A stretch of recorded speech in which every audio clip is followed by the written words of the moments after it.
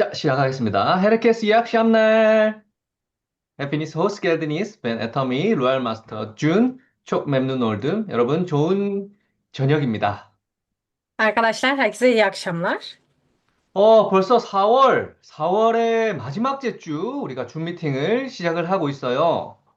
Ve Nisan'ın son haftasına gelmiş bulunmaktayız. Son 2020, Zoom toplantıdayız. 네, 2026년도가 벌써 3분의 1이나 지나가고 있습니다. 2026'nın üçte birini geçirdik. 시간이 정말 빠른 것 같아요. 그렇죠? Ve zaman çok hızlı geçiyor değil mi? 네, 이렇게 시간은 빨리 지나가는데 우리가 우리가 우리의 삶을 잘 준비를 해서 애터미를 통해서 여기 참여하신 모든 분들이 희망을 가진 그런 삶을 사셨으면 좋겠습니다. Ve zamanın böyle geçtiği bu yerde bile hepimiz böyle güzel bir rahat yaşam yaşamamızı dileyerek bunu bu şekilde istiyorum.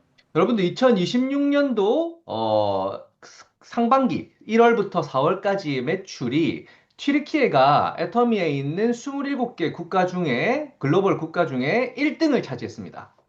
2026'nın birinci ayından dördüncü ayına kadar Atomic Türkiye globalde 26 ülke arasında satışlarda birinci oldu. 오늘 임페리얼 마스터 중국으로 오라는 이야기를 들었는데 우리 튀르키예가 저는 더 기회의 땅이라고 생각을 합니다. Ve az önceki Çin'deki Imperial Master'ımızın konuşmasını dinledim ama ben Türkiye'nin daha büyük bir fırsat toprağı olduğunu düşünüyorum. 우리가 튀르키예의 기회의 땅에서 시작을 하는 만큼 모든 분들이 희망을 가지고 오늘 이 시간 시작을 했으면 좋겠습니다. Ve Türkiye'deki bu fırsat toprağın olduğunu bilerek hepinizle birlikte güzel bir başlangıç yapmayı dilerim. 자, 오늘은 한 달에 한 번 있는 제품 데이입니다. Bugün ise ayda bir defa yapılan ürün günümüzdeyiz. 오늘은 오직 제품에 대한 이야기만 할 거예요. Bugün sadece ürünleri konuşacağız. 애터미 제품이 정말 전 seke에서 가장 좋은 제품을 아주 저렴한 금액에 판매하는 회사잖아요. Atomi dünya üzerindeki en iyi ürünleri en uygun fiyata satan bir firma biliyorsunuz ki. 여러분들이 이 제품에 대해서 이해를 하면 이 사업을 애터미 사업을 안 할 이유가 아마 없을 거라고 생각이 들 겁니다. Ürünleri anladığınız zaman bu işi neden yapmanız gerektiğini de anlayacağınızı düşünüyorum. 요즘 애터미 그 튀르키예 본사에 재고가 바닥이 나고 막 난리도 아니에요. 품절이 되고 이 품절 현상, 품절 대란이 일어나고 있어요. Ve bugünlerde Atomi Türkiye'de ürünlerin neredeyse hemen hemen hepsinin hemen tükendiğine dair duyumlar alıyoruz. 많은 리더분들이 불평 불만이 많아지고 있어요. Ve birçok liderin hem şikayeti hem de eleştirisi bulunmakta. 여러분들 이런 현상이 좋은 현상일까요? 나쁜 현상일까요? Peki sizce bu iyi bir şey mi, kötü bir şey mi? 너무너무 좋은 현상입니다. Bu aslında çok iyi bir yön. 제품이 없어서 제품을 못 사는 이런 현상들, Ürün olmadığı için ürünü alamadığımız durumlar. 앞으로 더 많은 제품이 들어올 거고, 더 많은 기회가 여러분들에게 찾아올 거라는 그런 신호탄으로 생각하시면 좋을 것 같아요. Ve bunun aslında daha sonra da çok fazla ürünün giriş yapacağını ve bunun sizler için bir fırsat olacağını düşünmenizi isterim. 자, 오늘 그 첫 번째 순서로 제품 강의를 해주실 분이 기다리고 계십니다. Ve bugün ise ilk ürün sunumu yapacak olan kişi bizleri bekliyor. 김준 팀의 김민주 샤론노즈 마스터님의 오메가3 강의 들어보도록 하겠습니다. Ve Kim Jun ekibinden Sharon Rose Master Minju Hanım bizleri bekliyor. 자, Omega 3 anlatacak. 강의 시작하기 전에 여러분들 노트와 펜을 준비하셔서 집중해서 들으시고 오늘 강의를 잘 들으셔야 마지막에 진행하는 퀴즈에서도 여러분들이 잘 퀴즈를 풀 수 있을 거예요. Ve sunuma başlamadan önce hepiniz not defterlerinizi ve kalemlerinizi hazırlayarak not alarak dinlemelisiniz ki sunum sonunda yapılacak olan quizde cevapları doğru 자, bilirsiniz. 김민주 샤론노즈 마스터님 나와주세요. 안녕하세요. Merhaba. 네, 제품 강의를 맡은 샤론노즈 마스터 민주입니다. 반갑습니다. Ürün sunumunu yapacak olan Sharon Rose Master Minju ben. Çok memnun oldum. 오늘 날씨가 정말 따뜻하고 아름다운 날이었는데요. 즐거운 주말 보내셨나요? Bugün hava hem çok güzel hem de sıcaktı. Sizler de keyifli bir hafta sonu geçirdiniz mi? 네, 오늘은 사랑하는 가족들과 친구들에게 함께 나누면 좋은 선물 같은 제품을 가지고 왔습니다. Bugün hem sevdiklerinizle hem de ailelerinizle paylaşabileceğiniz hediye gibi bir ürünle geldim. 네, 공유하고 함께 보겠습니다. Ekranlarımı paylaşarak başlıyorum. 이거.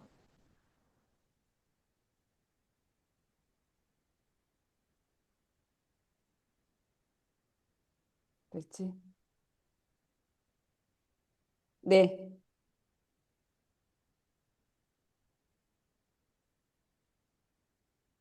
여러분, 우리 몸 전체의 혈관 길이가 약 10만 킬로미터로 지구 두 바퀴 반을 돌 수 있는 거리라고 합니다.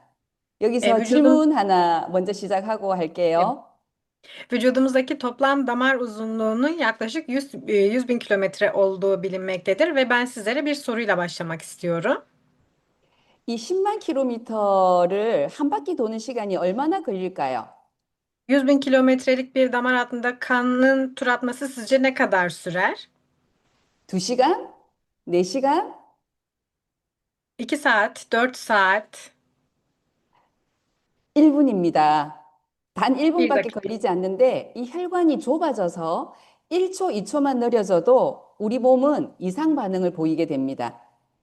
Sadece 1 saniye sürmektedir ve bu dolaşım 1-2 saniye bile yavaşlarsa vücudumuz anormal tepkiler vermeye başlar. 그리고 혈관 관련 질병이 무려 100여 가지 이상이 된다고 합니다. 오늘은 혈관 관리에 중요한 성분인 오메가3에 대한 내용을 알아보겠습니다. Ve damarlarla ilgili 100'den fazla hastalık olduğu bilinmektedir. Bugün ise damar sağlığı için önemli bir içerik olan omega 3 ile başlayacağız. 오메가3가 부족할 때 생기는 증상들을 모아봤습니다. 여기에 나열된 내용들을 보시고 몇 개가 해당되는지 체크를 한번 해보세요. Ve ben omega 3 eksikliğinde meydana gelen belirtileri bu şekilde sıraladım. Sizler de bunlara bakarak kaç tanesine sahip olduğunuzu işaretleyin. 1번, 피부가 푸석푸석하고 가렵고 각질이 일어난다. Birincisi cilt kurur, kaşınır ve pul pul dökülür. 2번, 모발이 가늘어지고 윤기가 없다. İkincisi saçlar incelir ve matlaşır. 3번, 손톱이 쉽게 깨어진다.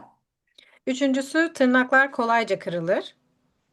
두통, 어깨 통증, 관절 마디마디가 뻣뻣하고 통증이 있다. Baş, omuz ve eklemlerde ağrı ve sertlik oluşur. 손발이 차거나 저리는 현상이 있다. El ve ayaklarda üşüme ve uyuşma. 다리가 잘 붓는다. Bacakların kolay şişmesi. 눈이 자주 뻑뻑하고 피로감을 쉽게 느낀다. Gözlerin sık sık kuruması ve çabuk yorulma. 집중력과 기억력이 떨어진다. Konsantrasyon ve hafıza zayıflaması. 이유 없이 우울하고 불안감이 있다. Nedensiz yere depresif ve bir kaygı durumu oluşması. 마지막으로 수면 장애가 있다. Son olarak uyku problemlerinin olması. 이와 같은 현상들이 한두 개라도 있으시다면 오늘 제 강의를 집중해서 들어보시기 바랍니다. Eğer bunlardan sizde bir veya iki tanesi bile varsa bugünkü sunumumu dikkatle dinlemenizi isterim. 여러분, 오늘 혹시 식사 시간에 생선을 드셨을까요? Bugünkü yemek vaktinizde balık ürünü tükettiniz mi? 오메가3가 부족하지 않으려면 매일 고등어를 한 마리씩 먹거나 매일 호두를 약 10개에서 15개는 먹어야 됩니다. 이 칼로리 O- 어떻게 할까요? Omega 3'ün eksik kalmaması için her gün bir adet uskumru veya 10 veya 15 tane ceviz tüketmek gerekir. Peki bunların kalorisi ne olacak? 매일 먹는다고 하더라도 중금속과 미세 플라스틱으로부터 안전한지 살펴보아야 할 것입니다. Ancak her gün tüketilse bile ağır metal ve mikroplastik riskine karşı güvenli olup olmadığını da düşünmeliyiz. 매일 생선을 굽는 수고로움과 중금속 걱정, 그리고 칼로리 걱정까지 이 모든 고민을 하루 두 알 애터미 식물성 오메가3로 완벽하게 해결하십시오. Fakat bizler bunu her gün balık pişirme zahmeti, ağır metal riski veya kalori endişesi olmadan hepsini günde sadece 2 kapsül Atomi bitkisel omega 3 ile çözebiliriz. 가장 깨끗하고 가장 간편한 건강 투자입니다. Hem en temiz hem de en pratik sağlık yatırımından biridir. 오메가3 지방산은 우리 몸의 모든 조직을 구성하는 세포막의 중요한 성분입니다. Omega 3 yağ asitleri vücudumuzdaki tüm hücre zarları için önemli bir bileşendir. 체내에서 합성이 되지 않기 때문에 반드시 외부로부터 섭취해야 되는 필수 지방산입니다. Ve vücutta üretilmediği için dışarıdan alınması zorunlu bir esansiyel yağ asitidir. 오메가3 주요 성분을 살펴보면 혈액순환 및 중성지질 개선을 도와주는 EPA와 뇌조직 및 망막의 주요 구성 성분인 DHA로 구성되어 있고 혈관, 심장, 눈, 뇌까지 챙길 수가 있습니다. Ve başlıca omega 3 çeşitlerine baktığımız zaman kan dolaşımı, trigliserit seviyelerinin iyileştirmesine yardımcı olan EPA, beyin dokusu veya retina yapısının temel bileşenine yardımcı olan DHA bulunmaktadır. Bu ise kalp, damar ve göz ve beyin sağlığını desteklemektedir. 오늘도 우리는 모두 컴퓨터 앞에 앉아 있습니다. Bizler bugün de bir bilgisayarın önündeyiz. 현대인들의 필수품인 스마트폰과 컴퓨터를 많이 하는 젊은 층과 직장인들에게 안구 건조증을 위해 오메가3는 필수입니다. Ve günümüzde özellikle bilgisayar ve telefon kullanımının artmasıyla gençler ve çalışanlarda göz kuruluğu bulunmaktadır. Bu yüzden omega 3 gereklidir. 혈액순환이 단순한 흐름을 넘어 영양 공급과 노폐물 제거, 체온 유지까지 담당하는 오메가3는 젊은 층을 중심으로 예방적 차원의 건강 관리가 트렌드로 자리 잡고 있습니다. Ve özellikle sadece bir dolaşım için değil, beyin taşınması, vücuttan atıkların atılması, vücut ısının dengelenmesinde de gereklidir. 그리고 합성 제품 대신에 식물성 제품에 대한 선호도가 높기 때문에 애터미 식물성 오메가3에 대한 튀르키예 시장 규모와 성장성은 그 어느 나라보다 높다고 볼 수 있습니다. Ayrıca sentetik ürünler yerine bitkisel ürünlere ilgi daha fazla arttığı için Atomi'nin bitkisel omega 3'ü de Türkiye pazarında oldukça büyüme potansiyeline sahip ülkelerden bir tanesidir. 그만큼 오메가3를 선택하는 소비자들의 기준도 까다로운데요. 함량, 원료, 원료 회사, 가공 방법, 부원료, 먹기는 좋은지, 가격 등이 있습니다.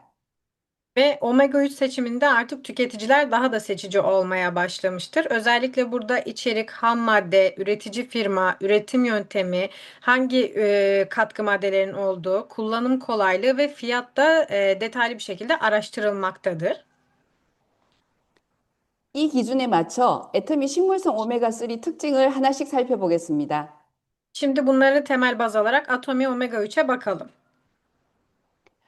애터미 식물성 오메가3 제품은 어류를 사용한 것이 아니라 먹이 사슬의 가장 하단에 있는 미세 조류를 사용했고 중금속, 환경 호르몬, 어치 걱정이 없는 식물성 원료입니다. Ve Atomi Omega 3 ise herhangi bir balıktan elde edilen değil, besin zincirinin en altındaki mikroalglerden üretilmiştir. Bu yüzden ağır metal içermez, çevresel hormonlardan etkilenmez ve balık kokusu da yoktur. 원료사도 DMS사의 라이프스 오메가 원료이고 미국 식품의약국 FDA에서 평가한 아주 까다로운 그라스 등급도 획득을 했습니다. Ve ham madde olarak DSM firmasının Lyse Omega kaynağını kullanır. Ayrıca Amerika FDA tarafından da GRAS sertifikasına sahiptir.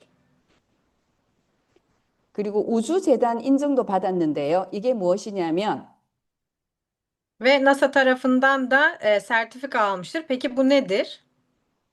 나사 인증 기술로 단순히 바다에서 채취한 것이 아니라 우주 비행사의 생명 유지를 위해 개발된 나사의 무균 배양 기술로 배양한 미세 조류에서 추출한 식물성 오메가3이기 때문에 정말 안전하다고 말씀드릴 수 있습니다. Ve NASA'nın teknolojisiyle geliştirilmiş steril kültür yöntemi kullanılmıştır. Astronotların yaşam desteği için geçirilen teknolojiyle üretilen mikroalglerden elde edilmiştir.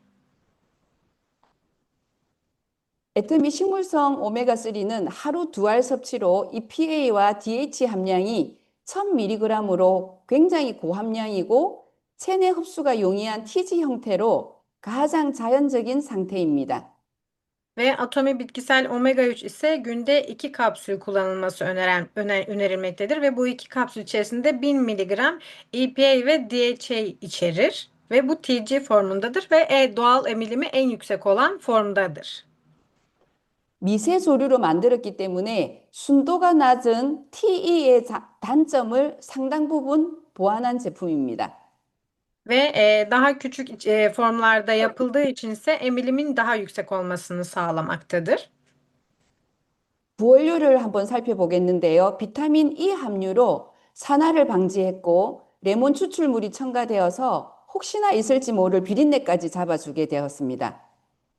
Ve yardımcı içeriklerine bakacak olursak da E vitamini ile oksidasyonu önlerken limon özütü ise ne olur ne olmaz diye koku kontrolünü sağlama amaçlı kullanılmıştır. 타피오카 전분으로 만든 100% 식물성 물질인 작은 연질 캡슐은 온도와 습도에 강해서 안에 있는 오메가3 성분을 변질되지 않게 잘 보호해주는 기능을 합니다. Ve tapioka bazlı kapsülle %100 bitkisel bir kapsülleme yapılmıştır. Bu yüzden ısıya ve neme oldukça dayanıklıdır. 원료부터 캡슐까지 100% 식물성으로 코셔 인증, 할랄 인증, 원료의 출처가 분명함을 증명하는 원산지 인증까지 받았습니다. İçeriğinden kapsülüne kadar her şeyi tamamen bitkiseldir. Bununla birlikte koşer sertifikası, helal sertifikası ve menşei sertifikalarına kadar sahip bir üründür. 정말 뛰어난 제품이라고 느껴지시나요? Sizler de bu ürünün ne kadar iyi olduğunu hissedebildiniz mi? 실제로 사용을 하고 굉장히 감동적인 리뷰를 올린 글이 있어서 하나 소개를 하고 지나가겠습니다. Ve gerçek kullanıcı yorumlarından öncelikle öne çıkanlardan birkaç tanesini sizlere okumak istiyorum. 2000년대에 심각한 건강 문제를 겪었고 25년 동안 동물성 오메가3를 하루 1000mg을 사용했다고 합니다. 25 yıl boyunca omega 3 kullanan biri Atomi'nin bitkisel omega 3 ile balık kokusu olmadan rahat ettiğini ve bunu kullanmayı tanıttığını, sevdiğini söylemiştir. 그리고 2025년 1월에 애터미 식물성 오메가3를 알게 되고 어치 등 역류하는 냄새가 없고 경제적인 제품을 만나서 정말 기분이 좋다고 표현을 합니다. Ve 2025 yılında tanıştığı bu omega 3'ten dolayı da çok mutlu olduğunu, çevresine de rahatlıkla tavsiye ettiğini söylemektedir.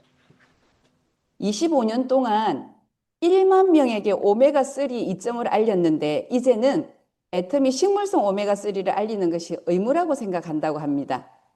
Ve kendisi 25 yıla yakın olarak sektörde on binlerce insana omega 3'ü faydalarını anlatan biriyken şimdi ise artık çok rahat bir şekilde Atomi'nin ürünü tanıtabildiğini eklemiştir. 나머지도 간단하게 보면 비건 오메가 있어서 정말 좋다는 내용, 엄마 발에 통증이 있었는데 줄어들었다는 것, 그리고 훌륭한 제품이고 가격도 아주 합리적이라는 글들이 있습니다. Ve diğerlerine de kaba taslak bakacak olursak vegan olmasının ve kullanılmasının güzel olduğunu, annesinin ayaklarında ağrısının olduğunu ve omega içince iyileştiğini ve çok iyi bir ürün olduğunu ve muadillerine göre de uygun fiyatlı olduğunu belirten yorumlar da bulunmaktadır. 이렇게 실제 사용자들의 감동이 있듯이 애터미 식물성 오메가3는 남녀노소 구분 없이 드실 수가 있고 가장 중요한 것은 꾸준히 드시는 것이 가장 중요한 것입니다. Ve bu şekilde gerçek yorumlardan sonra bir de Atomi bitkisel omega 3'ü kadın erkek fark etmeksizin herkesin kullanabileceği bir üründür. Fakat burada dikkat edilmesi gereken şey ise düzenli kullanmaktır. 우리 제품은 할랄 인증, 코셔 인증 등을 모두 받은 제품으로 종교적, 문화적 배경 상관없이 튀르키예 모든 소비자가 안심하고 선택할 수 있습니다. Ve ürünümüz helal ve koşer sertifikasına sahip olduğu için Türkiye'de de farklı din ve kültürel sebeplerden dolayı herhangi bir sorun yaşanmadan güvenle tüketilebilir. 저 또한 오메가3 도움을 많이 받은 사업자로서 오늘 강의가 사랑하는 사람들에게 좋은 선물이 되는 정보가 되고 사업에도 도움이 되시길 바라는 마음을 가지면서 이상으로 강의 마치도록 하겠습니다. Ben de aynı şekilde omega 3'ün faydalarını görmüş bir girişimci olarak da 감사합니다. sizlerin de sevdiklerinize umarım faydalı bir hediye olur ve işinize de katkı sağlar. Sunumumu dinlediğiniz için de teşekkür ederim. 네, 우리가 오메가3를 반드시 먹어야 되는 이유에 대해서 아주 명확하고, 임팩트 있게 설명을 잘해주신 우리 김민주 샤론로즈 마스터님께 다시 한번 박수 부탁드리겠습니다. Neden omega 3'ü kullanmamız gerektiğine dair detaylı ve net bilgiler veren Sharon Rose Master Kim Minju Hanım'a bir alkış alalım. 우리 튀르키예 분들은 꼭 오메가3를 드셔야 될 것 같아요. Türkiye'deki arkadaşlarımızın mutlaka omega 3'ü kullanması gerekiyor. 평소에 생선들 잘 안 드시고, Çünkü gündelik hayatlarında deniz ürünü çok tüketmiyorlar. 케밥, 그 다음에 기름진 거, 튀김, 이런 거 많이 드시잖아요. 콜레스테롤 높은 거. Çünkü genelde kebap, yağlı şeyler veya kızartma tarzı kolesterolü yüksek olan yiyecekler tüketiyorlar. 그리고 식사하시고 나면 꼭 디저트 드시잖아요. 디저트. Ve yemek yer yemez de hemen tatlıyorsunuz değil mi? 이런 부분들이 피를 찐득찐득하게 만들어서 혈행을 나쁘게 하는 그런 원인들이잖아요. Ve bunlar ise kanın özellikle yağlanmasını arttıran bir içerik çeşitleridir. 꼭 오메가3 섭취하시고 건강을 회복하시기 바랍니다. Ve mutlaka sizler de omega 3'ü kullanarak sağlığınızı elde edin.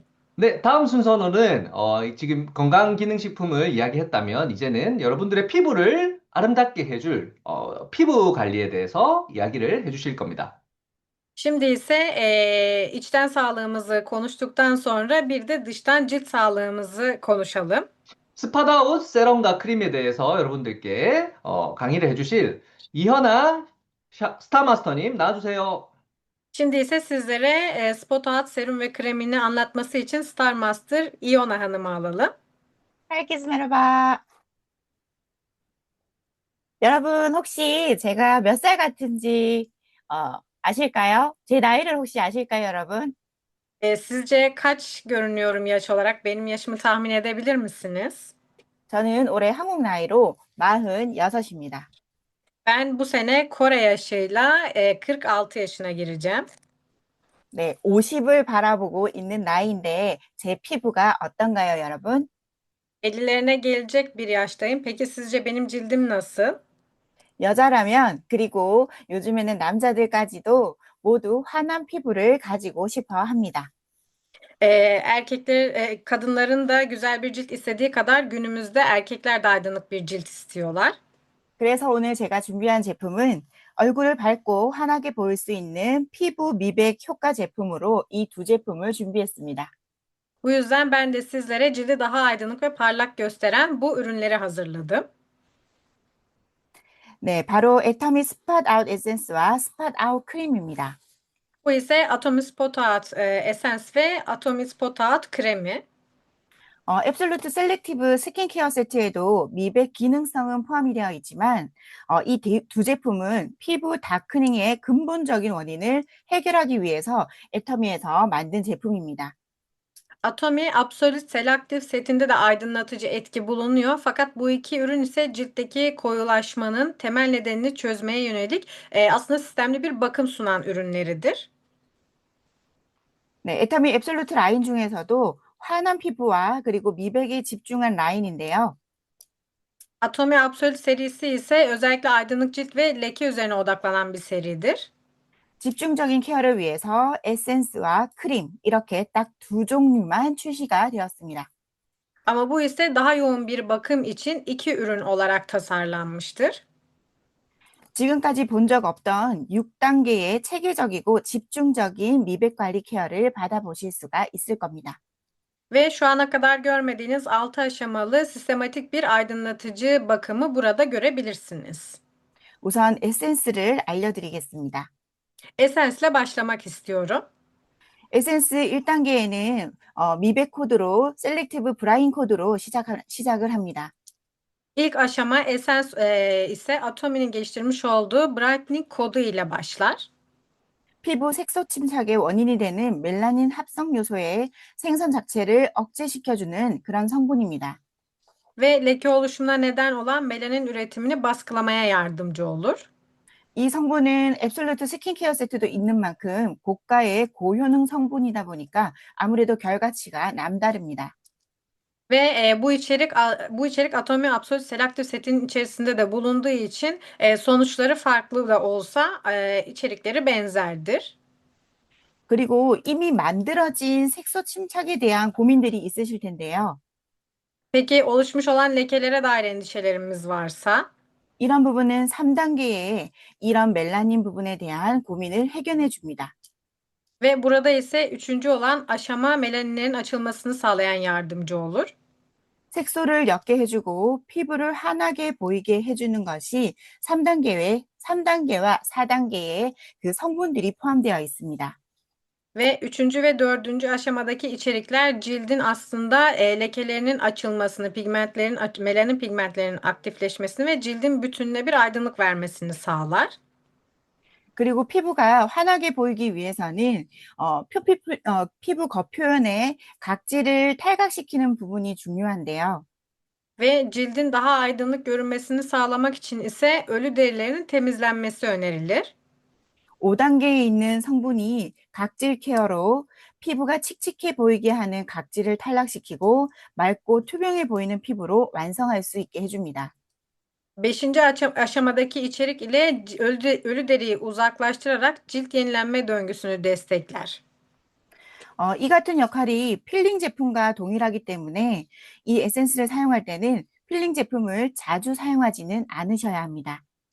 Ve bu içerik de yine peeling jel içerisindeki benzer içeriklerle aynı olduğu için bu ürünü kullandığınız zaman peelingi daha az kullanmaya veya aynı günlerde kullanmamaya özen gösterin. 그리고 마지막 6단계에는 나이가 들면서 생긴 노화성 색소인 다크 스팟에 집중이 되는데요. Ve 6. aşama son olarak da yaşlanma lekelerinin oluşmasını sağlayan içeriklerdir. 나이가 들면서 생기는 거뭇거뭇해지는 기미나 그리고 칙칙해지는 피부를 이 6단계에서 잡아줄 수 있습니다. Ve yaş ilerledikçe çıkan leke ve çil görünümleriyle beraber daha mat ve donuk bir cilt görünümünü bu ürünle iyileştirebilirsiniz. 네, 그리고 스팟아웃 에센스를 낮 시간에 사용하실 경우에는 주의사항이 있습니다. Ve Spot Out esensini gündüz kullandığınız zaman dikkat etmeniz gereken şeyler var. 아침, 저녁으로 사용하는 에센스이기는 하지만 낮 시간에 사용하실 경우에는 자외선 차단제, 선크림을 충분히 발라서 피부 보호를 해주셔야 한다는 겁니다. Sabah akşam kullanılan bir ürün olduğu için özellikle dışarıya çıkılacak olan günlerde güneş kremini oldukça yeterli miktarda sürmek ve yenilemek şarttır. 각질 케어가 되는 부분이기 때문에 선크림으로 피부 보호를 꼭 해주셔야 합니다. Ve ölü derileri aldığı için ise güneşten özellikle korumaya başlamamız gerekir. 이렇게 근본적이고 체계적인 성분과 기술의 집약체인 스팟아웃 에센스로 집중적인 케어를 했다면 이제는 효능을 더 높여줄 스팟아웃 크림으로 조금 넘어가 보겠습니다. Ve Absolute Spot Out Essence ile bu şekilde yoğun bir leke iyileştirmesini yaptıktan sonra daha sonraki adım olan krem kısmına geçiyoruz. 이 스팟아웃 크림은요, 에센스에 기능 성분에 보습 성분까지 추가한 제품입니다. Ve bu krem ise Essence ile yoğun bakım yaptıktan sonra etkisini arttırmak ve nemi kilitlemek için yapılan bir üründür. 애터미 앱솔루트 미백 케어 라인에 불을 지펴주는 그리고 시너지 효과를 주는 제품이기 때문에 에센스와 꼭 함께 써주시면 좋습니다. Ve Essence ile birlikte bu etkiyi arttırmasını sağlamak için yapılan bir ürün olduğu için mutlaka birlikte kullanılması önerilir. Birlikte sinerjik bir etki gerçekleştirirler. 스팟아웃 크림 같은 경우에는요, 에센스의 1, 2, 3단계는 그대로 담고 크림만의 3단계 신기술도 포함되어 있습니다. Ve Essence'e baktığınız zaman birinci, ikinci ve üçüncü aşamayı içerirken kremi ise dördüncü aşamayı en çok içeren kısımdır. 좋은 것에 좋은 것을 더한 저희 프로모션 하면 1+1 이런 프로모션 있잖아요. 그런 것 같이 좋은 것에 또 다른 좋은 것을 더한 그런 크림입니다. Ve bu ürün ise bazen hani bir alana bir bedava etkisi gösteren ürünler gibi düşünün. Serum alındığı zaman mutlaka kremiyle birlikte alınması gereken bir üründür. 네, 크림이 단계별로 본다면 첫 단계에는 이미 생긴 멜라닌이 각진층을 통해서 색소 침착되는 것을 방지해주고 그 멜라닌 걱정을 한 번 더 잡아주도록 기능을 개선했습니다. Ve kremin özelliklerine bakacak olursak melanin sentez oluşmasını ve aktifleşmesini önlemeye yardımcı olurken oluşan melaninlerin ise cilt yüzeyini değiştirmesini engeller. 그리고 2단계 각질 케어와 함께 새로운 피부 세포가 만들어지면서 피부 광채를 표현합니다. Ve ölü deriyi temizledikten sonra da yeni olan derinin daha çok leke kısmının oluşmasını engellemeye yardımcı olur. 식물 유래 성분이라서 자극이 덜하고요. 이렇게 순하게 각질 케어를 해주니까 유효 성분들이 각질에 방해를 받지 않고 피부 속에 흡수가 잘 되고 있습니다. Ve özellikle burada ölü deriyi temizlerken nazik bir şekilde temizlediği için hem nazik bir şekilde temizlerken hem de daha nemli bir cilt olmasını sağlar. 마지막 3단계 신기술은 바로 국제 특허 물질인데요. Ve sonuncu adım ise anında aydınlatma etkisini göstermesi. 즉각적인 피부 톤업 효과를 보실 수 있는 성분입니다. Ve cildin aydınlatıldığını tek seferde görebilirsiniz. 자외선을 흡수해서 피부의 붉은기를 초록빛으로 반사시켜 주니까 바로 환한 피부를 느낄 수 있다고 합니다. Ve UV ışınını absorbe ettiği için daha aslında aydınlık bir cilt olduğunu da hissedebilirsiniz. 그리고 피부 붉은기 억제까지 도와주니까 빠르게 피부 톤업 효과를 보실 수 있다고 합니다. Ve kızarıklığı da nötralize ettiği içinse sürer sürmez o kızarıklığın da yatıştığını yine görebilirsiniz. 그리고 크림 제형 같은 경우에는 수분 폭탄이 터질 것 같은 촉촉한 수분감이 있고 Ve kremin yapısına bakacak olduğumuz zaman oldukça nemli ama cilde yapışmayan bir yapıya sahiptir. 쫀득한 제형이 피부에 겉돌지 않고 피부에 닿으면 매끈하게 흡수됩니다. Ve sürüldüğü zaman pürüzsüz bir emilim sağlar. Aslında bir su bombası gibi nem etkisini de gösterebilir. 이렇게 체계적인 기술과 좋은 성분들이 들어가 있는 이 두 제품을 꼭 함께 써보시길 추천드립니다. Ve bu en iyi aktif içeriklerin bir araya getirildiği iki ürünü aynı anda kullanmanızı öneririm. 좌측에 보시면 이미 스팟아웃 에센스가 예전 애터미에 출시된 지가 꽤 오래되었는데요. 그 제품을 사용한 사례들입니다. Ve burada fotoğraflara baktığınız zaman soldaki fotoğraflar Spot Out serisi çıkmadan önce yani kullanılmadan önce çekilmiş fotoğraflardır. 피부에 잡티가 있으신 분이 일주일 그리고 한 달, 그 이후까지 계속 쓰면서 피부 변화가 나타났습니다. Ve kullanan kişi bir haftadan bir aya kadar olan kullanım süresinde bu şekilde sonuçlar almaya başlamıştır. 그리고 우측에 보시면 이분은 또 다른 분들인데요. Ve sağdaki fotoğraftakiler ise farklı kişiler yine. 피부 잡티뿐만 아니라 피부의 홍조, 그리고 기미 이런 부분까지 모두 다 개선된 사례입니다. Ve fotoğrafa baktığınız zaman sadece ton eşitsizliği değil, lekeler ve daha koyu kısımlar da görebilirsiniz. 먼저 이 두 가지 제품을 쓰기 전에 꼭 알아두셔야 할 것이 있습니다.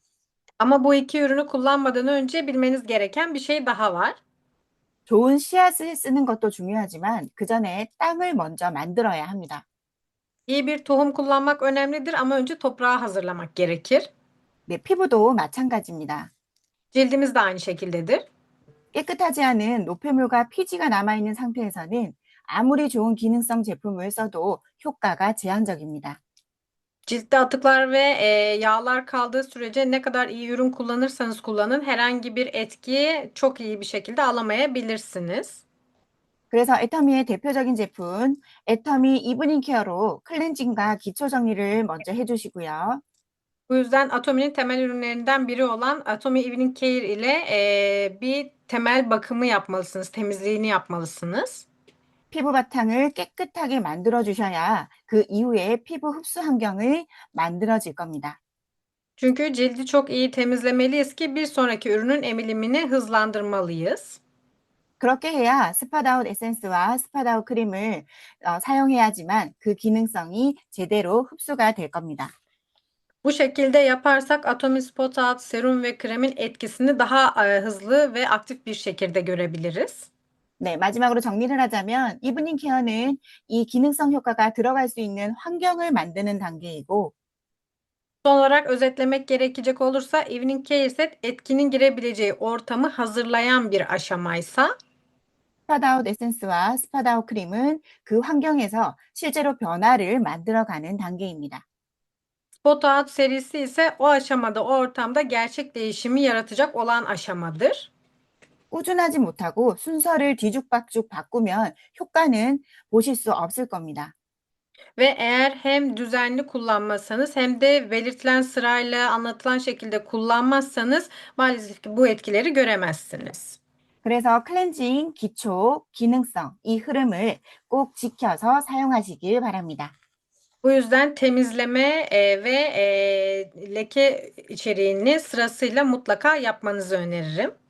네, 제 제품 소개는 여기까지였습니다. 감사합니다. Ve benim ürün sunumum buraya kadardı. Teşekkür ederim. 네. 우리 리 한음의 스팟아웃 세럼과 크림에 대한 아주 훌륭한 강의였습니다.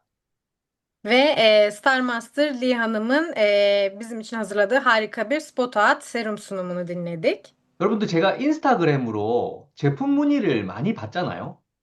Ben Instagram'dan DM aracılığıyla çok fazla ürünle ilgili sorular alıyorum. 근데 이제 튀르키예 사람분들 중에 가장 많이 문의하시는 부분이 이 얼룩을 과연 어떻게 하면 없앨 수 있습니까? 라는 부분을 가장 많은 문의를 받아요. Ama Türklerin içerisinden en çok aldığım danışma sorularındansa cilt lekeleriyle ilgili sorular en başta geliyor. 많은 제품을 써봤는데 효과가 없대요.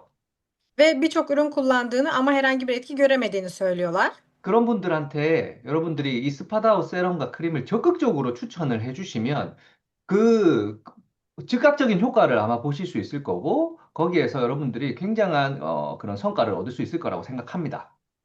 Ve bu şekilde olan kişilere de sizler de aktif olarak Spot Out serum ve kremi önerdiğiniz zaman bu kişilerdeki değişimi sizler de görebileceksiniz. 왜냐면 우리 애터미 제품은 진짜 시중에 있는 다른 그 어떤 제품보다 성능이 뛰어난 제품이거든요.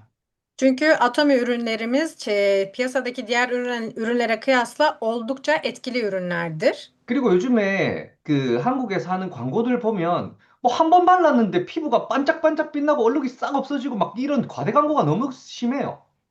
Şu anda Kore'de de şöyle reklamlar inanılmaz derecede fazla. Bir tane ürün sürüyor, bir anda cildi tamamen değişen, lekesiz bir görünüme sahip olan reklamlar çok fazla. 근데 오늘 강의를 들으셔서 아시겠지만 피부는요, 한 번에 절대 바뀌지 않습니다. Ama eğer sunumu dinlediyseniz cilt asla tek seferde değişmez. 정말 훌륭한 제품을 꾸준하게 발랐을 때 개선이 일어나는 거라고요. Gerçekten çok harika ürünleri bile düzenli kullanırsanız etkilerini görebilirsiniz. 그런 원리를 여러분들이 이해를 하시고 우리가 이 제품에 대한 이해를 하시고 여러분들이 주변에 알리시면 여러분들을 믿고 이 제품을 믿고 사용하시는 분들이 굉장히 많아질 거라고 생각합니다.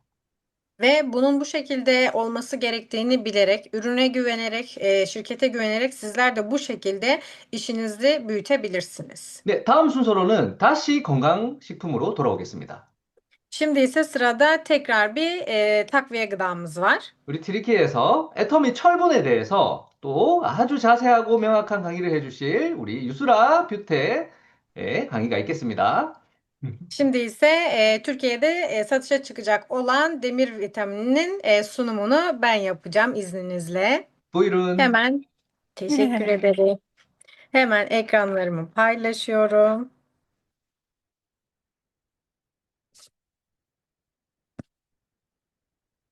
Aslında henüz Türkiye'de satışa sunulmamış bir ürün ama Mayıs ayının ilk döneminde satışa sunulması beklenen bir demir takviye gıdası. Ülkemizde de demir vitamininin en çok kullanılan takviye gıdalardan birini olduğunu biliyoruz ve hatta birçok kişinin demir seviyeleri oldukça düşük durumda ve birçok kişinin de dört gözle beklediği bir ürün, demir ürünü sonunda Türkiye'ye de geliyor.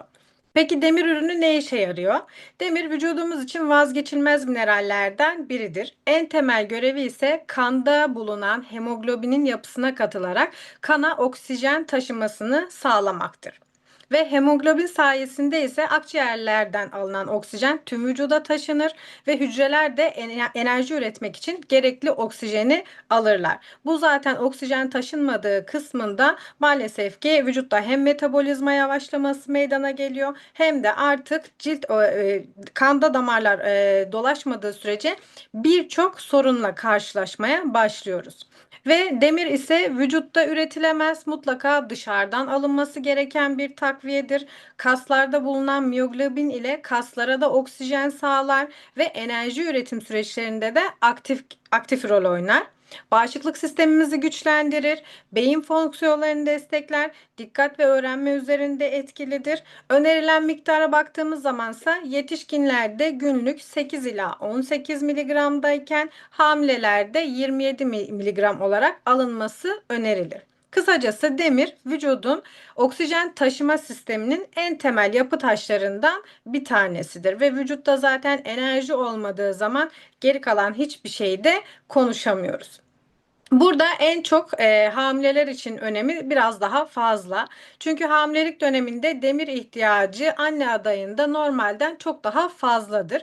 Bu süreçte annenin değil bebeğin de demire ihtiyacı vardır. Çünkü anne adayının kan hacmi artar, bebeğin büyümesini ve gelişimini hızlandırır. Özellikle demir plasenta oluşmasında çok büyük bir etkiye sahiptir ve plasentanın gelişmesini sağlar ve bunların hepsi de ekstra bir demir ihtiyacı hissettirir anne adayında. Eğer hamilelik döneminde yeterli miktarda demir alınmazsa anne adayında anemi gelişebilir veya anne daha çabuk yorulur ve halsizlik yaşar. Erken doğum riskini de arttırabilir.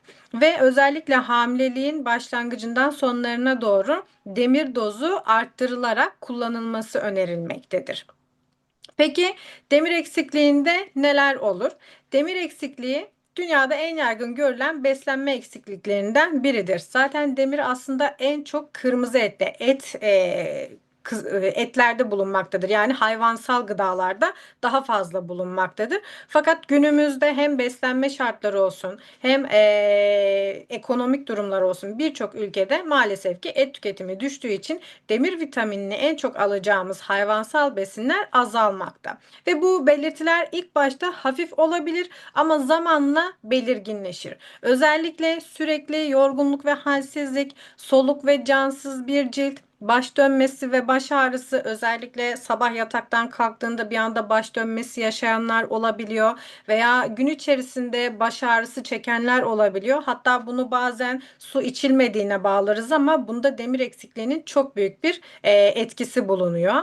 Çarpıntı, kalp çarpıntısı yaşayanlar, nefes darlığı yaşayanlar, üşüme hissi, özellikle elleri ayakları yazın bile olsa çok soğuk olan kişiler vardır. Yaz kış hatta hiç elleri ve ayakları ısınmaz.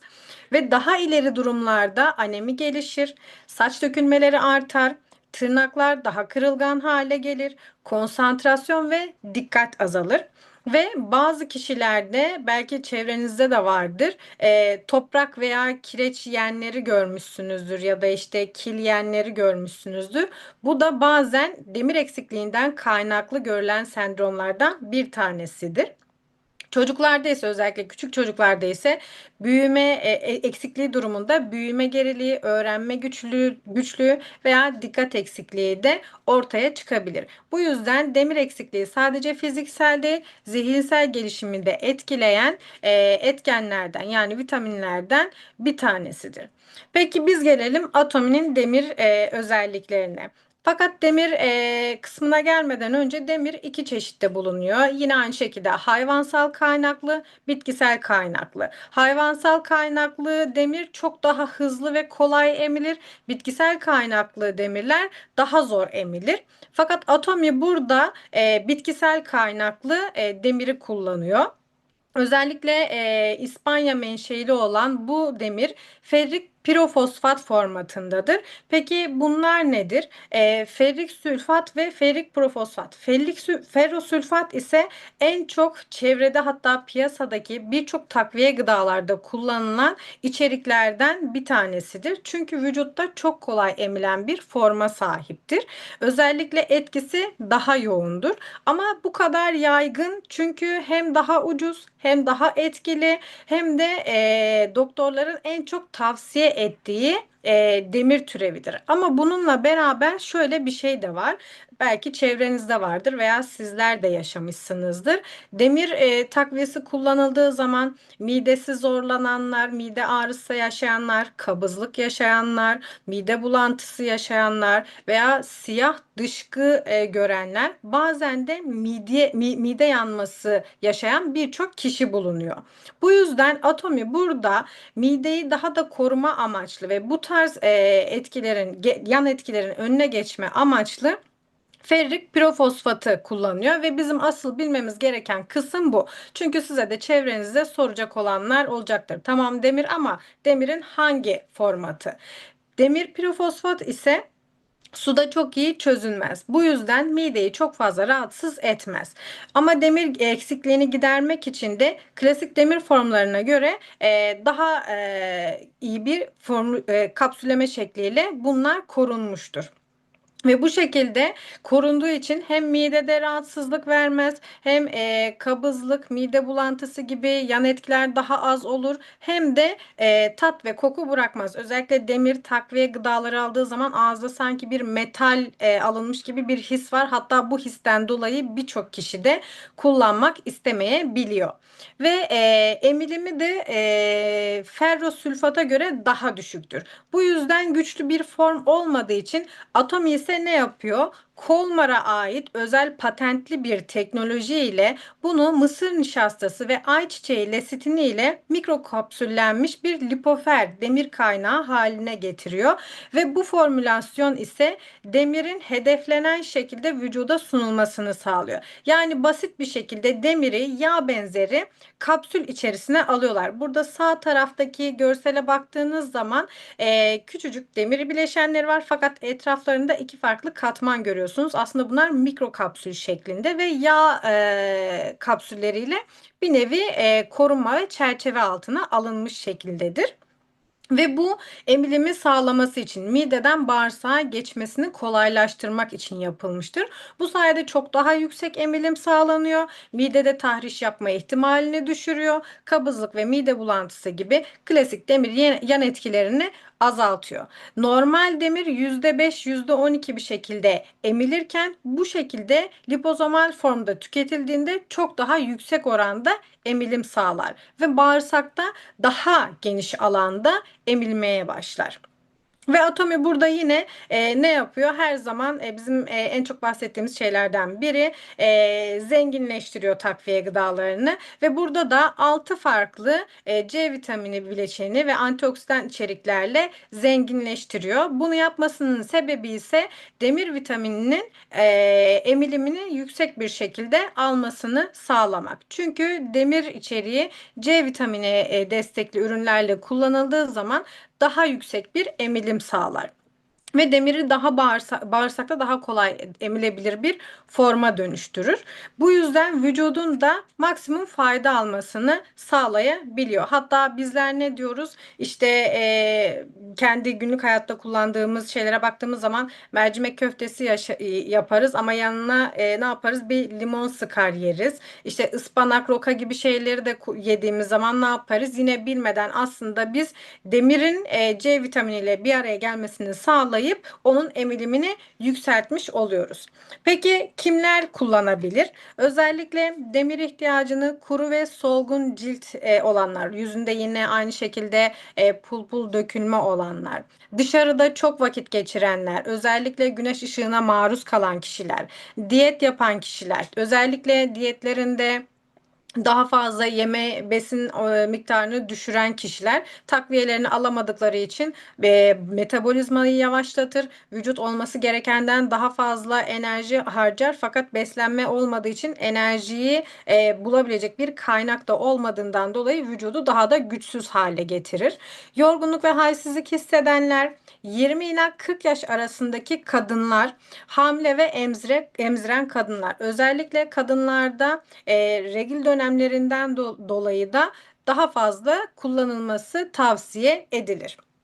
Kullanım önerisini az önce C vitamini ile zaten önermiştik. Ama bir de burada toplu olarak nasıl bir çalışma sistemi var buna bakalım.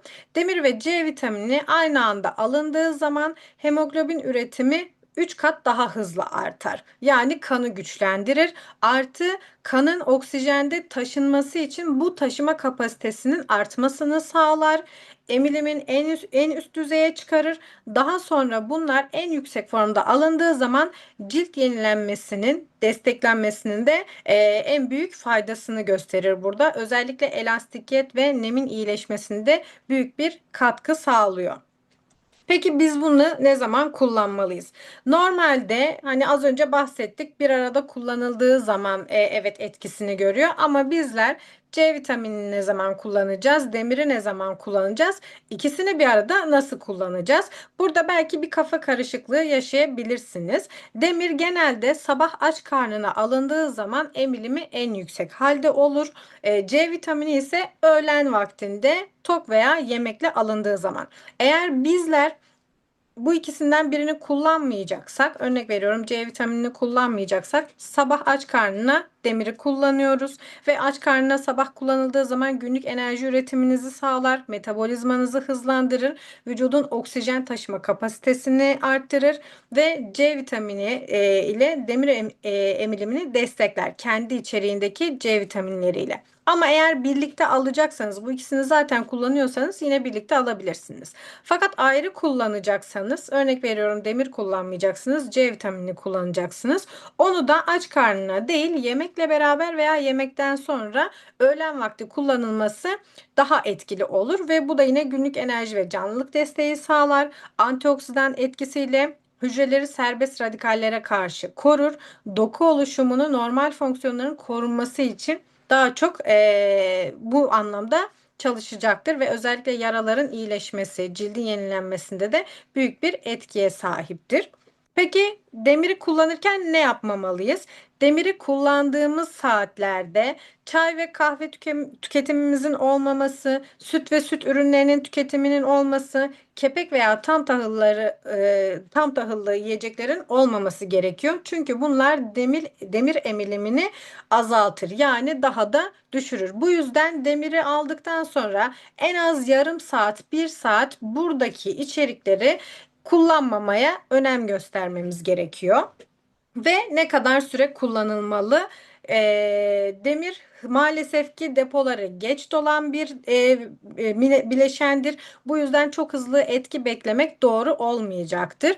Sabırlı olmamız gerekiyor. En az 3 ay, en fazla 6 veya daha üzeri sürebiliyor. Bu yüzden kullandığınız zaman mutlaka en az 3 ay ile 6 ay gibi bir kullanım süresi tanımanız gerekiyor kendinize. Çünkü biliyoruz ki takviye gıdalar ilaç olmadığı için hemen veya anlık etki göstermeyecektir ve kişilerin de vücudundaki takviye gıdaların ihtiyaç seviyesi de herkesin farklıdır. Kimisinin %20'lerdedir, kimisinin %50'lerdedir, kimisinin %70'lerdedir.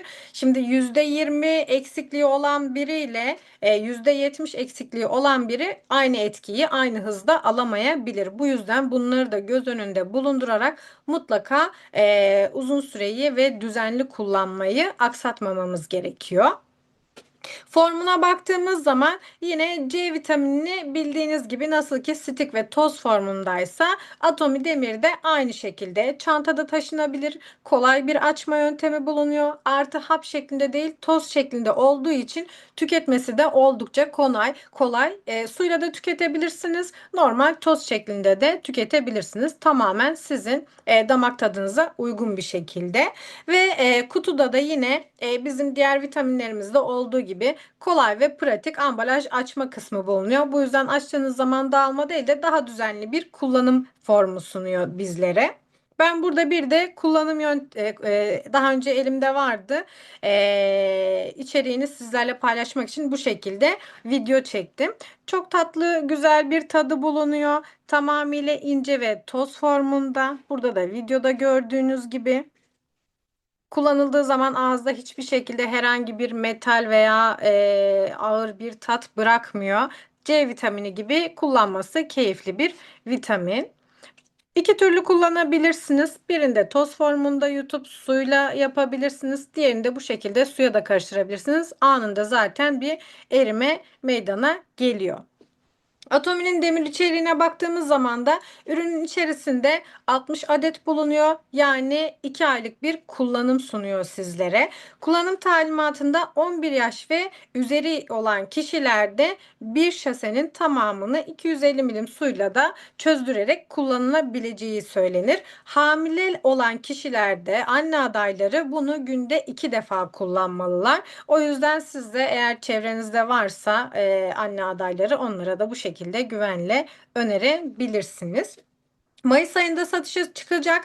Müşteri fiyatı 959,99 kuruş. Üye fiyatı ise 799,99 kuruş ve 13.000 PV'ye sahip olarak çıkacak. Umarım çıktığı zaman da hepimizin hem satışlarına hem de işine güzel bir etkisinin olacağını düşündüğüm bir ürün. Benim sunumum buraya kadardı. Dinlediğiniz için çok teşekkür ediyorum. 네, 곧 출시되는 우리 애터미 철분에 대해서 아주 너무너무 훌륭한 강의를 해주신 우리 유스레부텍께 박수 한번 부탁드리겠습니다. Ve yakın zamanda Türkiye'de de satışa sunulacak olan ürününün anlatımı için teşekkür ederiz. Ben teşekkür ederim. 여러분들 철분이 이 남성들보다는 여성분들한테 꼭 필요한 그 성분이잖아요. Demir içeriği erkeklerdense kadınların daha çok ihtiyacı olan bir gıda. 튀르키예 분들도 이 건강검진을 해보시면 이 철분이 막 빈혈 있고 이런 분들, 철분이 부족한 분들이 되게 많아요.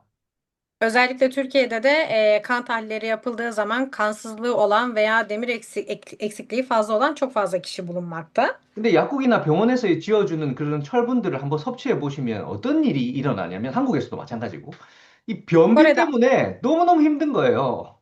Kore'de de aynı şekildedir. Fakat doktorların verdiği o demir kullanıldığı zaman özellikle tuvalete gidildiği zaman çok zorlanılır. 그리고 이 먹었을 때 이 쇳가루 먹는 그런 느낌, 철분제마다 그렇거든요. 그런 느낌들이 너무너무 싫어요. Ve yenildiği zamansa ağızda bırakılan o ağır metal tadını hiç sevmeyiz. 그래서 우리 튀르키예에 계시는 분들이 진짜 좀 괜찮은 철분 좀 튀르키예에 올 때 가져다 줄 수 없네라고 얘기하시는 분들이 되게 많아요. Bu yüzden Türkiye'de de hani geldiğiniz zaman demir içeriğini biraz daha getiremez misiniz diye söyleyenler çok oluyordu. 근데 애터미 철분은요, 정말 블루베리 맛으로 너무너무 맛있고요. Ama Atomi'nin demiri ise çok güzel yaban mersini tadı bulunuyor ve lezzetli. 변비가 안 걸려요. Ve aynı şekilde kabızlık da yapmıyor. 여러분들 빨리 나와서 여러분들의 삶의 질을 높여줬으면 좋겠습니다. Ve hemen satışa çıkarak sizlerin de yaşamını desteklemesini dilerim. 자, 오늘 여러분들 우리 제품 데이로 세 가지 제품에 대해서 여러분들과 함께 해보셨는데 여러분들 어떠셨나요? Bugün de sizler için 3 tane ürün sunumu yaptık. Nasıldı sizce? 애터미 제품이 이 전 seke에서 가장 좋은 제품을 아주 합리적인 금액에 판매하는 회사잖아요. Atomi şirketi dünyadaki en iyi ürünleri oldukça adil fiyata satan bir şirket biliyorsunuz ki. 요즘에 튀르키예에서 한국 제품에 대한 광풍이 일어나고 있는 것 같아요. Ve şu anda bugünlerde Kore'de de aslında Türkiye'de de birçok ürün var ürünlerle ilgili. 그리고 정보가 너무너무 많아요. Ve çok fazla gereksiz bilgi var. 그런 정보의 홍수 속에서 사는 우리가 진짜 어떤 제품을 써야 될지 모르는 사람들이 너무너무 많습니다. Ve bu kadar ürün ve bu kadar bilgi çeşitliliğinde ne kullanacağını bilmeyen çok fazla kişi var. 그럴 때 여러분들이 알고 있는 이 제품에 대한 지식과 정보를 통해서 여러분들이 이것을 전달을 한다면 그 전달받은 사람이 너무너무 행복할 수 있는 그런 일이고요. Ve sizler de bu bilgilere sahip olduğunuzda bu kişilere istedikleri bilgiyi ve yardımı verdiğinizde sizlerin de faydasına olacaktır. 여러분들 또한 그를 통해서 행복을 느낄 수 있는 그런 비전을 느낄 수 있는 일을 하고 생각합니다. Ve ben sizlerin bunun aracılığıyla da birçok kişinin mutluluğuyla mutluluk bulacağınızı düşünüyorum. 최근에 회사에 재고가 많이 없어서 많은 분들이 불편함을 느끼고 있어요. Ve son günlerde şirkette ürünler tükendiği için birçok kişi bundan şikayetçi. 튀르키예에서 굉장히 많은 매출 상승으로 인해서 빠르게 재고가 소진이 되어서 그런 현상이 일어났고요. 이를 해결하기 위해서 회사에서는 비행기로, 배로 정말 많은 재고를 확보하기 위해서 최선을 다해서 노력을 하고 있다고 합니다. Ve şirket ise bundan dolayı hem satışların yükselmesinden hem de artmasından dolayı bu tükenmeleri yaşadığını ve bu süreci hızlandırmak için hem gemiyle hem de uçakla en hızlı şekilde durumu çözmeye çalıştıklarını söylediler. 앞으로 더 나은 모습으로 회사가 나아갈 것이라고 생각이 되고요. 더 많은 제품이 또 출시가 되어서 여러분들의 삶의 질을 높여줄 것이라고 생각이 됩니다. Ve şirketin daha da aslında iyileşeceğini ve iyileştikten sonra yeni ürünlerin de gelmesiyle beraber sizlerin de daha iyi bir şekilde çalışacağına inanıyorum. 자, 오늘도 가장 이쁜 포즈로 사진 찍고 여러분들 퀴즈 하도록 하겠습니다. Bugün de yine en güzel pozlarımızı vererek quizimize geçelim. 자, 홈페이지 놔주세요. 네, 사진 찍겠습니다. 네. 제가 BT 할 때까지 포즈 취해주세요.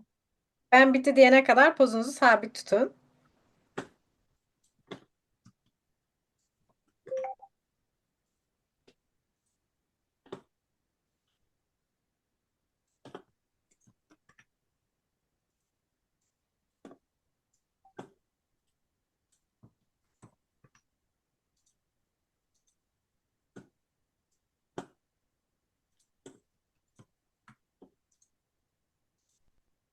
BT, 삐띠. 제가 채널에 여러분들 그 링크를 올려뒀습니다. Kanala ben linki gönderdim. Herkes oradan ekip arkadaşlarına iletsin. 네. 링크 클릭하셔서 모든 분들 참여해 주시면 됩니다. Linke tıklayarak herkes katılım sağlasın. 네.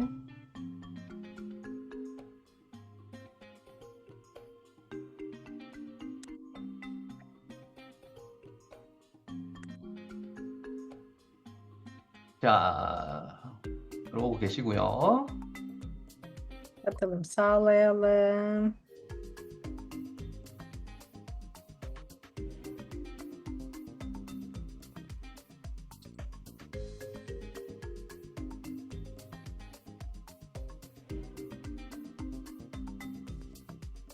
여러분들 우리 제품 강의 오늘 잘 들으신 분들은 아마 아주 쉽게 퀴즈를 푸실 수 있을 것 같아요. Ürün sunumunu dinleyenler bugün çok kolay bir şekilde quiz'i çözebilecekler. 여러분들 우리 그 팀 FC의 이런 지금 하고 있는 줌 미팅 시스템을 통해서 여러분들도 느끼는 바가 많이 있을 거라고 생각이 됩니다. Ben Team F'sinin yapmış olduğu bu Zoom toplantılarını sizler de bir şeyler hissettiğinizi biliyorum. 저희 팀 FC의 줌 시스템은 특징이 있잖아요. 우리 한국 리더와 튀르키예 리더가 함께 만들어 나가는 줌 시스템이고요.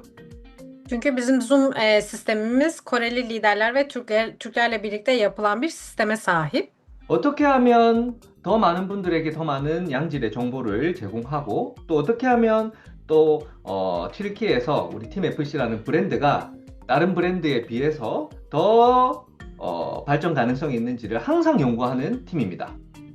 Ve ne yaparsak bu ekibi daha güzel bir şekilde büyütebiliriz ve ne yaparsak daha fazla gelişmesini sağlayabiliriz diye sürekli bunlar üzerine düşünen ve sürekli bunu geliştirmeye çalışan Team FC'yi markalaştırmak için çaba sarf eden ekibiz. 그래서 여러분들이 이 시스템 참여에 정말 포커스를 맞추고 사업을 한번 진행을 해보셨으면 좋겠어요.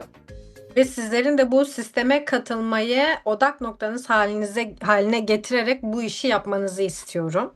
내가 초대한 파트너가 계속해서 늘어난다면 Davet ettiğimiz ekip arkadaşlarımız sürekli artarsa eğer 남의 파트너 말고 내 파트너가 계속해서 늘어난다면 Ve başkalarının ekip arkadaşları değil, kendi ekip arkadaşlarımız sürekli artarsa 여러분들의 사업 성장 속도는 2배, 3배, 4배, 5배, 10배 이상 빨라질 겁니다. sizlerin iş hızı 2 kat, 3 kat, 4 kat, 5 kat daha hızlanacaktır. 여러분들이 초대한 소중한 파트너들이 좋은 정보를 얻고 여러분들과 함께 사업을 할 수 있도록 우리도 최선을 다해서 줌을 준비하도록 하겠습니다. Ve sizlerin davet ettiği bu kişilere de elinden geleni yapmak için en iyi sistemi hazırlamaya da hazırız. 우리들의 귀는 항상 열려 있습니다. Ve bizim kulaklarımız her zaman açık. 항상 좋은 아이디어나 여러분들이 원하는 그런 발전 방향성이 있다면 언제든지 말씀해 주시고 같이 함께 개선해 나갈 수 있었으면 좋겠어요. Ve geliştirmemizi istediğiniz, yapmamızı istediğiniz bir şey olursa ne zaman olursa olsun bizlere önerilerinizle gelebilirsiniz. Biz bunları dinleyeceğiz. 자, 10초 세고 퀴즈 시작하겠습니다. 10 saniye saydıktan sonra quiz'i başlatıyorum. 오늘도 세 분을 높은 점수를 얻은 세 분께 마스크 선물을 제공해 드리도록 하겠습니다. Bugün ise yine en yüksek puanı alan 3 kişiye maske hediyemiz olacak. 10, 9, 9, 8, 7, 6, 5, 4, 4, 3, 3, 2, 2, 1. 0. başla. 네, 시작하겠습니다. Başlıyoruz. Bugünkü eğitimde bahsedilmeyen ürün hangisidir? 자, 오늘 소개한 제품이 아닌 것은 Bugün hangi ürün tanıtılmadı? 늦게 들어오신 분들은 아마 못 맞추실 것 같아요. Geç gelenler büyük ihtimalle bilemeyecekler.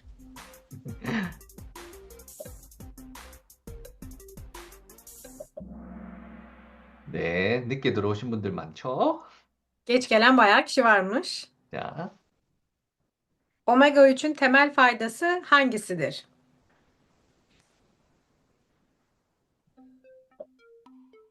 오메가3의 장점이 아닌 것은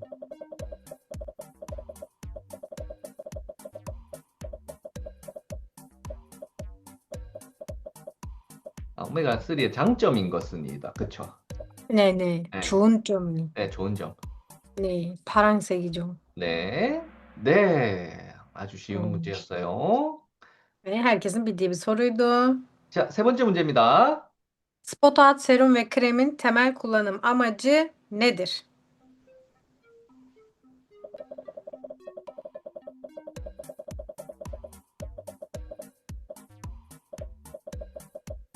너무 쉽죠? 초콜릿. Çok kolay değil mi?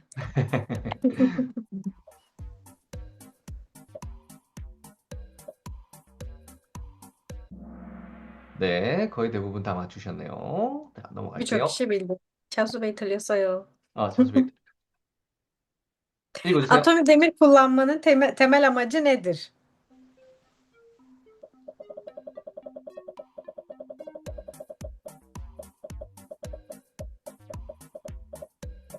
오메가3랑 비슷한 문제다, 그쵸? Koya 비슷한 거죠. 네. 네네.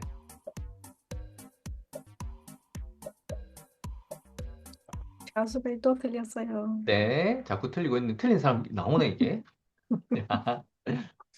자, 다섯 번째 문제입니다. Aşağıdakilerden hangisi demir eksikliğinde görülebilir? Enerji artışı, kasların büyümesi, iştah artışı, yorgunluk ve baş dönmesi. Yorgunluk. 피곤하고 뭐지? 네, Ne? Baş dönmesi. 선배 씨, Evet. Doğru. 너루. 자, 누가 순위는 지금 안 나오네요. 이게 왜 이렇지? 일단은. Atomiti Mefsi'de FC kelimesi ne anlama geliyor? 자, 예전에 한번 했던 문제인데 많이 틀리시더라고요. Eskiden yaptığımız bir soruydu ve birçok kişi yanılıyordu. 자, FC는 무슨 뜻일까요? FC ne demek? 풋볼 클럽? 피트니스 클럽?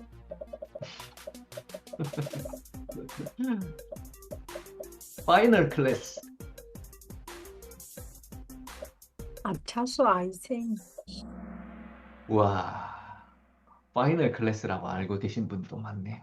풋볼 Final 클럽, klas olarak bilen 풋볼 çok kişi 클럽. varmış. 자, 다음 문제, 마지막 문제입니다. Haziran İstanbul Success Akademi ne zaman yapılacaktır? 자, 하지란 이스탄불 석세자 마크도 언제 할까요? Ne zaman? 매자만 다 오실 거라고 생각합니다. Herkesin geleceğini düşünüyorum.